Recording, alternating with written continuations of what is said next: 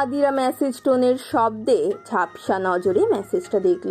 মেসেজটা পড়ে তার ছিল, হাসল সে, কারণ এখন সে লোকটা ধরা ছোঁয়ার বাহিরে। মার্শাদ এখন তাকে যখন যতই হুমকি দিক না কেন আদিরার কাছেও তো আর আসতে পারবে না। আদিরার এবার আরও কষ্ট হচ্ছে, সে তো মায়ায় পড়ে গিয়েছিল। মার্শাদের হুটহাট কাজে তাকে চরম অবাক ও লজ্জাতে গ্রাস করলেও মনের মধ্যে এক অদ্ভুত শিহরণ হতো। মার্শাদের বিপদের সময় পাশে দাঁড়ানো, কথার দ্বারা বাকরুদ্ধ করা, উদ্ভট কারণে ডাকা, সবটাই মিস করবে সে। মার্শাদ কালক্ষেপণ না করে মাহনাফ ও রাহিনকে বলল, ওই দুই কুম্ভকর্ণকে ঘুম থেকে তুলতো, আমরা এক্ষুনি সাতক্ষীরার জন্য রওনা দেব। রাহিন চোখ বড় বড় করে তাকালো। কিছু বলতে নিবে তার আগেই আহনাফ তাকে চিমটি কাটে। রাহিন আহনাফের দিকে তাকালে আহনাফ ইশারা করে চুপ থাকতে বলে। মার্শাদ শার্ট পরে অফিসার শফিকের নম্বরে কল করে। রাত 8টার বেশি বাজে।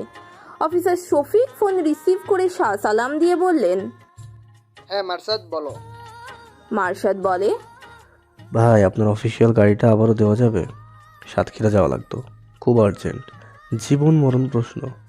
অফিসার শফিক বিনা বাক্যে রাজি হয়। গাড়িটা তাকে ডিপার্টমেন্ট থেকে দেওয়া হয়েছে। মার্শাদ প্রয়োজনীয় জিনিসপাতি নিয়ে তার বন্ধুদের দিয়ে রওনা হয়। আহনাফ গাড়িতে উঠে বলে, মাইক্রোতে 6 ঘন্টা লাগার কথা, তাহলে আমরা রাত 3টা, 3:30 বা 4টার দিকে পৌঁছে যাব। তুই আদিরাকে আবার ফোন করে বল যে ওই সময় কোথাও একটা লুকিয়ে আসে। মার্শাদ আদিরাকে মেসেজ করে দিল। রাত 9টার বেশি বাজে। গ্রামাঞ্চলে সচরাচর এত সময় সবাই ঘুমিয়ে যায়, কিন্তু আদিরার চোখে ঘুম নেই। শুনশান নিস্তব্ধতার মধ্যে ফোনের শব্দে আদিরার ধ্যান ভাঙে। আদিরা মেসেজটা দেখে। আমরা সাতক্ষীরার উদ্দেশ্যে বেরিয়ে পড়েছি, তুমি কোথায় থাকবে জানাও, ভোর 4টার মধ্যে পৌঁছে যাবো আশা করছি। আদিরা মেসেজের লেখাগুলো পড়ে হতবাক হয়ে যায়। তার বিশ্বাস হচ্ছে না কিছু। এই উদ্ভট লোকটা তাকে এখান থেকে মুক্ত করতে আসবে। আদিরা থম মেরে কিছুক্ষণ বসে রইল। তারপর হুঁশ ফিরলে জলদি করে মায়ের ঘরের দিকে দৌড় দিয়ে নিচু স্বরে মাকে ডাকলো। রাত 3:30-এর দিকে আদিরা ওর মা বাবার সাথে বড় রাস্তার পাশে একটা ঝোপের আড়ালে লুকিয়ে আছে। দেলোয়ারের কাঠের ব্যবসার ট্রাক ঢাকা যাওয়ার উদ্দেশ্যে রওনা করছে। কিছু চোরাই কারবার আছে, যা এখন ঠিকঠাকের কাজ চলছে। রাস্তায় মানুষজন নেই, 2-1 যা বা আছে তা দেলোয়ারের লোক। ওদের ট্রাক চলে যাওয়ার পর ওরাও এখন নিজেদের বাড়িতে ফিরে যাচ্ছে। রাস্তায় একটাও গাড়ি নেই। আদিরার বাবা বলেন, শোন মা, তুই কোনো চিন্তা করবি না। কাল যদি দেলোয়ার আমারে জিগাইব, তখন আমি কমো যে তুইও গো কোনো এক ট্র্যাকের ভিতর লুকাইয়া ঢাকা গেছস। তারপর আমরা আর জানি না তোর ব্যাপারে। আদিরা অবাক হয়ে বলে, বাবা তুমি মিথ্যে বলবা? আদিরার বাবা গামছা দিয়ে চোখ মুখ মুছে আদিরার মাথায় হাত বুলিয়ে বলেন, আর কোনো উপায় নাই রে মা। একটা মিথ্যা যদি তোরে বাঁচাতে পারে, তাহলে আমি মিথ্যাই কমো। গুনাহ হইব জানি, কিন্তু আমার মায়া তো ভালো থাকবো। আর এই মিথ্যা না কইলে চেয়ারম্যান আমাকেরও গ্রামে টিকতে দিব না। তুই ঢাকা গিয়া খুব ভালো কইরা পড়ালেখা করবি। এই গ্রামে তুই মাথা উঁচু করে ফিরবি। কোনো দেলোয়ার তখন তোর চুলও বাঁকা করতে পারবো না। আদিরা কাঁদতে কাঁদতে ওর বাবাকে জড়িয়ে ধরে। সে তার বাবা মা ভাইকে অনেকগুলো বছর দেখতে পারবে না ভেবেই তার বুক কষ্টে ফেটে যাচ্ছে। আদিরার মা আদিরার কপালে স্নেহের স্পর্শ এঁকে বলেন, গাড়ি কখন আসবো? একটু খবর নিয়ে দেখ, তোর ভাইটা বাড়িটা একা তু। আদিরা মার্শাদের নাম্বারে ফোন করে। মার্শাদ ফোন ধরে না। আদিরার তখন ভয় হতে থাকে। মার্শাদ কি সত্যি সত্যি আসবে? সে যে তার মা বাবাকে আশ্বাস দিয়েছে। তার বাবা যে কিনা তাকে ইন্টারের পর পড়াতে চায়নি, সেও এখন চায় আদিরা পড়ুক। ভোর 4টে বাজতে চলল। এমন সময় কিছুটা দূরত্বে একটা গাড়ির হেডলাইটের আলো দেখা গেল। আদিরারা আড়ালে লুকিয়েছিল। লুকিয়ে নজর রাখতে লাগলো কে এসেছে। মার্শাদরা গাড়ি এক জায়গায় থামায়। আহনাফ ড্রাইভারকে বলেছে হেডলাইট যেন বন্ধ করে রাখে। মার্শাদ তখন আদিরার কল কেটে দিয়েছিল। এখন সে আদিরার নম্বরে কল করে। আদিরার হাতের ফোনটা সশব্দে চিৎকারে হকচকিয়ে ওঠে। তারপর স্ক্রিনে মার্শাদের নাম্বার দেখে স্বস্তির নিঃশ্বাস ফেলে সে। ফোন রিসিভ করে সালাম দিলে মার্শাদ গম্ভীর স্বরে বলেন, কই তুমি? আমরা চলে এসেছি। আদিরা মার্শাদের গম্ভীর কণ্ঠস্বরে সামান্য চকিত হলেও এবার বুঝতে পারে ওই গাড়িটাতে মার্শাদ রায় আছে। আদিরা মার্শাদকে বলে, কাছে আছি, একটু অপেক্ষা করুন, আসছি। আদিরা ওর বাবা মাকে নিয়ে আস্তে আস্তে সতর্কতার সাথে গাড়ির কাছে যায়। মার্শাদ আদিরার বাবা মায়ের সাথে সালাম দিয়ে কুশল বিনিময় করার পর আদিরার বাবা বলেন, তুমি কে বাবা? আদিবার বন্ধু? মার্শাদ আদিরার বাবার প্রশ্নের ধরন বুঝে বিনম্র স্বরে জবাব দেয়, না আঙ্কেল, আদিরার বান্ধবী বাড়ির বড় ভাই আমি। আদিরা যে ভার্সিটিতে পড়ে আমিও সেখানেই পড়ি। আমার বোন আমাকে জানানোর পর আমি আদিরাকে এখান থেকে নিয়ে যেতে এসেছি। আপনি চাইলে আমার বোনের সাথেও কথা বলতে পারেন। আদিরার বাবা লজ্জিত হলেন মার্শাদ তার কথার ধরন বুঝে ফেলাতে। তিনি ইতস্তত কণ্ঠে বলেন, তুমি আমারে ভুল বুঝো না বাবা। মায়া আমার ঢাকা যাইব তোমাগো লগে, আর আমি তো তোমাকেও চিনি না, তাই আর কি।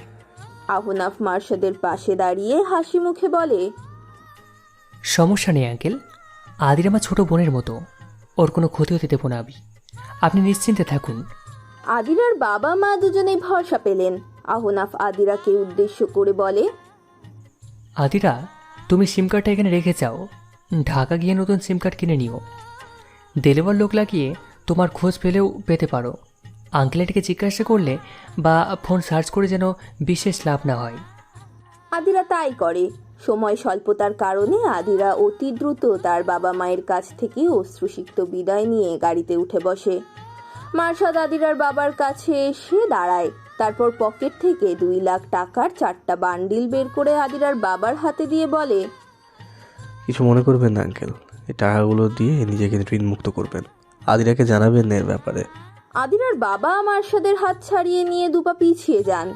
তিনি টাকা নিতে অস্বীকৃতি জানিয়ে বলেন, না বাবা, মাফ করো আমারে, আমি এই টাকা নিতে পারবো না।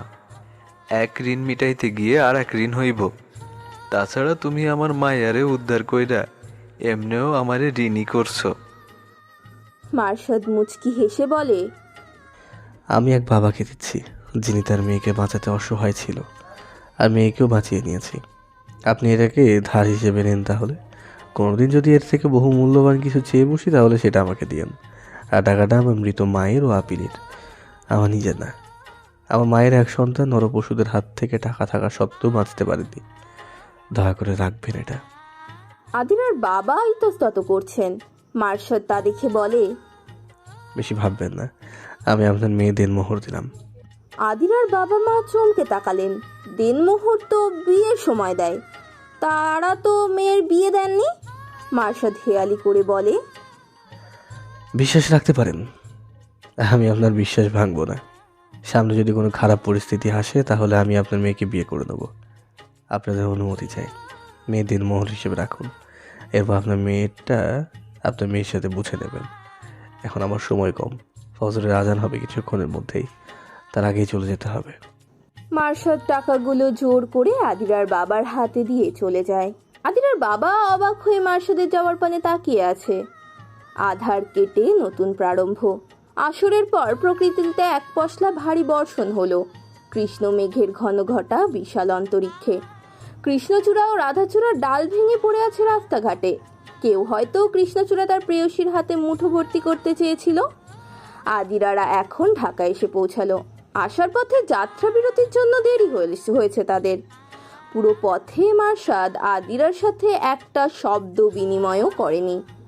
আদিরা মার্শাদকে কিছু বলতে উসখুস করছিল, কিন্তু গাম্ভীর্যতাপূর্ণ মুখাবয়ব দেখে সাহস হয়নি তার। আদিরার হোস্টেলের সামনে আদিরাকে নামিয়ে দিয়ে একটু অপেক্ষা না করে চলে গেল মার্শাদরা। আদিরা মনক্ষুণ্ণ হয়ে নির্নিমিক পথের দিকে চেয়ে রইল। দীর্ঘশ্বাস ফেলে মেসে গিয়ে শটান হয়ে বিছানায় শুয়ে চোখ বন্ধ করে নিজের জীবনে ঘটে যাওয়া সব ভাবতে লাগলো। এই তো কিছুদিন, এত কিছু হয়ে গেল 4টা মাসে যে চোখের পলকেই সব হয়ে গেল। আদিরা স্বগতোক্তি করে, আমার সকল বিপদে না চাইতেও আপনার উপস্থিতি নিশ্চিত হয়। কিন্তু কেন? এজন্যই কি বলেছিলেন আপনার মন চুরি করেছি? আমার তো মনে হয় আপনি স্বেচ্ছায় মন হারিয়েছেন। তবে আপনি আমার প্রয়োজনের বাহিরে প্রিয়জন হয়ে উঠুন। আজকে অনুমতি দিলাম মনকে। হোস্টেলের ছাদের চাবি নিয়ে মার্শাদ ছাদে উঠল। আরক্তিম আভা ছড়িয়ে ভানু পশ্চিম আকাশে হেলে পড়েছে। আকাশে এখনো কিয়ৎ পরিমাণ মেঘের উপস্থিতি রয়েছে। হয়তো রাতের আধার বিশালতার কারণে অম্বর ছেয়ে গেল, আবারও নিজেদের ঝলমল ছন্দে আবির্ভাব ঘটবে বৃষ্টিকন্যাদের। মার্শাদের মন হুট করে খুব ভালো হয়ে আছে। সন্ধ্যার পাখিদের ঘরে ফেরার কিচিরমিচির গান মার্শাদের ছন্দ কাটে। রাঙুক এই আরক্তিমম্বর তোমার আমার প্রণয়ের রঙে, কৃষ্ণচূড়ার চাদরে আচ্ছাদিত বর্ষণ মুখর শহরে, প্রেম আসুক নিজের সকল রং নিয়ে, আমৃত্যু আমি বারে বারে তোমার প্রেমে পড়তে চাই, মায়াবিনী মনোহারিণী। মার্শাদের ভাবনা শক্তিকে সত্য করে সন্ধ্যায় প্রকৃতি বর্ষণে সিক্ত হলো। আদিরার রুমমেট একজন আছে শুধু, সে আগে আগে বাড়িতে গিয়ে ফিরেও এসেছে। আদিরা জানলার ধারে অলস বসে বৃষ্টি উপভোগ করছে। আজ গ্রামে থাকলে এবং কোনো পারিপার্শ্বিক বাধা বিপত্তি না থাকলে আদিরা উঠোন জুড়ে বৃষ্টিতে ভিজত, বৃষ্টির শীতল ছাটে মুগ্ধ হতো। আদিরার রুমমেটও আদিরার সাথে এসে বসেছে, দুজন একসাথে বৃষ্টি দেখছে। আদিরার রুমমেট তার মোবাইলে রবীন্দ্রসঙ্গীত মনোমোড় মেঘেরও সঙ্গীত ছেড়ে দিল। আদিরার রুমমেট রবীন্দ্রসঙ্গীতের ভক্ত, দুজনে মিলে বৃষ্টিতে হাত ভিজিয়ে উপভোগ করছে। স্নিগ্ধ প্রহরে ধরিত্রীর বুকে প্রভাকর তার মিষ্টি রোদের ছটা ছড়িয়ে নতুন দিনে সুস্বাগতম করছে। ভোর তখন 6টা ছুঁই ছুঁই। আদিরা ভাবলো একটু হাঁটতে বের হবে। গ্রাম থেকে আসার পর বাবা মায়ের সাথে আর কথা হয়নি তার, তাই মনটা ভার হয়ে আছে। আর তাছাড়া ভার্সিটিও বন্ধ, বিকেলের আগে অলস বসে থাকতে হবে। বৃষ্টির কারণে পিচঢালা রাস্তা সিক্ত হয়ে আছে, গাছের পাতায় ভেজা রাস্তাঘাট আচ্ছাদিত। একাকী হাঁটতে বেশ ভালোই লাগছে আদিরার। কিছুটা দূরে একটা কদম গাছ আছে। বর্ষা ঋতুর আভিধানিক বিদায় খুবই নিকটে হলেও আদতেও কি বাংলার প্রকৃতিতে বর্ষার বিদায় শ্রাবণেই হয়? কদম গাছটার কাছে মাহিদের সাথে 1-2বার যাওয়া হয়েছিল তার। মাহি ছবি এঁকেছিল সেইখানে গিয়ে। আদিরা সেই পথ ধরতে গিয়ে দেখলো কিছুটা দূরে কেউ একজন দাঁড়িয়ে কিছু একটা করছে। আদিরা এগিয়ে যেতে চেয়েও গেল না, যদি খারাপ কেউ হয়। আদিরা কিছুক্ষণ দাঁড়িয়ে থেকে ব্যাপারটা না বুঝে চলে যাচ্ছিল, তখনই দেখলো একটা ছেলে ট্রাউজার ও গেঞ্জি পরা। সে হাতে ছোট একটা ফ্লাস্ক নিয়ে দাঁড়িয়ে থাকা ছেলেটার কাছে দৌড়ে আসছে। দৌড়ে আসা ছেলেটাকে পাশ থেকে আদিরার কাছে পরিচিত বলে মনে হলো। আদিরা অন্য পাশ দিয়ে একটু সামনে এগোলো। দুইটা ছেলের মধ্যে সদ্য আসা ছেলেটার মুখাবয়ব আদিরার কাছে দৃশ্যমান হলো। ছেলেটা আহনাফ। আহনাফ হাতে থাকা ফ্লাস্কটা থেকে চা ঢেলে এতক্ষণ দাঁড়িয়ে থেকে কিছু করছিল সেই ছেলেটাকে চা দিল। আদিরা অনুমান করে নিল দাঁড়িয়ে থাকা ছেলেটা মার্শাদি হবে। আদিরা দিমনায় ভুগলো, যাবে কি যাবে না। অতঃপর ভাবলো যাবে না। আদিরা কদম গাছটার দিকে যাওয়ার জন্য অগ্রসর হলো। আহনাফ চায়ের কাপে চুমুক দিতে দিতে এদিক দেখো তো ওটা আদিরা না? মার্শাদ ক্যানভাসে রং তুলির সংমিশ্রণ থামিয়ে ইশারাকৃত দিকে তাকিয়ে মৌন সম্মতি দেয়। আহনাফ সহসা আদিরাকে জোরে ডাক দেয়। আদিরা ডাক শুনে থেমে পেছনে তাকায়। আহনাফ দৌড়ে আদিরার কাছে গিয়ে হাঁপাতে হাঁপাতে বলে, এই সকালবেলা কই যাচ্ছ? আদিরা মিষ্টি হেসে বলে, সামনে কদম গাছটা আছে না, সেখানে যাচ্ছিলাম ভাইয়া। আপনারা এখানে কি করেন ভাইয়া? আহনাফ জবাব দেয়, মার সাথে ছবি আঁকার ঝোঁক উঠলো, তাই ফজরের পর আমাকে টেনে নিয়ে আসলো, আসো দেখবে। আদিরা আহনাফের সাথে যায়। মার্শাদ আদিরাকে আসতে দেখেও কিছু বলে না, আজ তার মন খারাপ।